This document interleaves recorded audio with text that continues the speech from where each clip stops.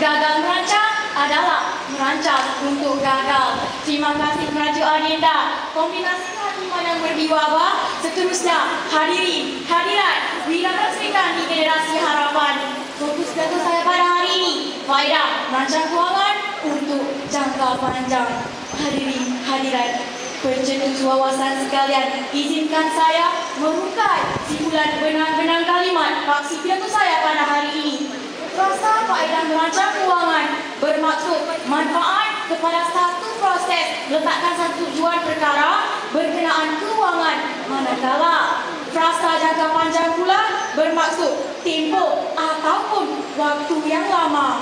Secara konseptualnya, bikisan sederhana ini merumuskan kepada manfaat satu proses perancangan kewangan bagi memberi keperluan semasa dan masa hadapan melalui pembangunan dan pelaksanaan kewangan yang buruk untuk tempoh waktu yang lama. Bersama saya, 4 cetusan ilmiah yang akan saya angkasakan. Faedah merancang kewangan untuk jangka panjang merangkumi: pertama, perancang kewangan menjamin keperluan tuntutan semasa dan kecemasan. Yang kedua, perancang kewangan menjamin simpanan untuk pendidikan. Ketiga, perancang kewangan dapat mengatasi kesan inflasi dan kemelesetan ekonomi. Dan yang keempat, perancang kewangan dapat menjamin simpanan pada hari kesetaraan. Keluarga Dewan Intelektual sekalian, cetusan yang pertama, perancang kewangan menjamin keperluan tuntutan semasa dan kecemasan.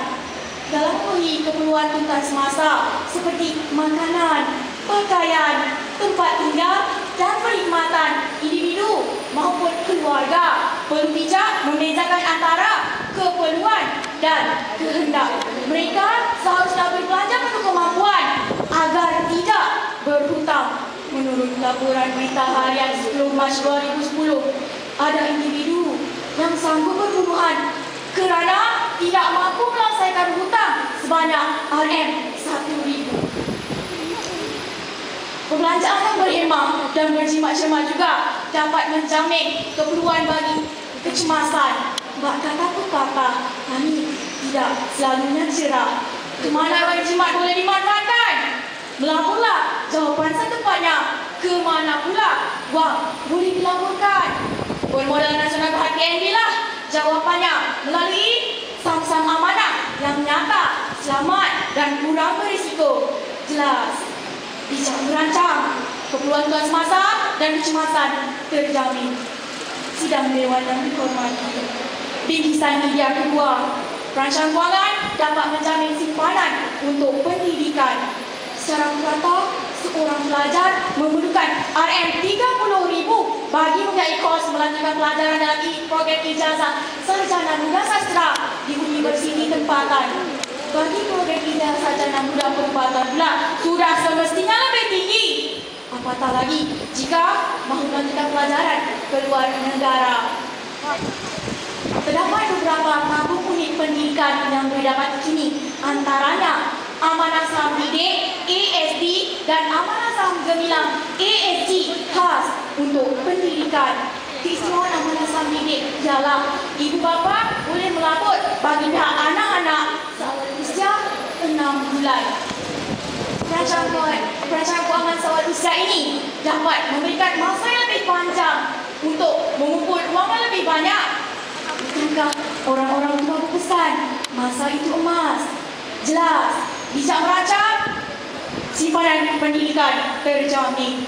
Hadirin hadirat yang dikasihi, cetusan ilmiah ketiga, perancang kewangan dapat mengatasi kesan inflasi dan kemelesetan ekonomi. Inflasi berlaku apabila kuasa membeli seseorang akan berkurangan akibat kenaikan harga barang.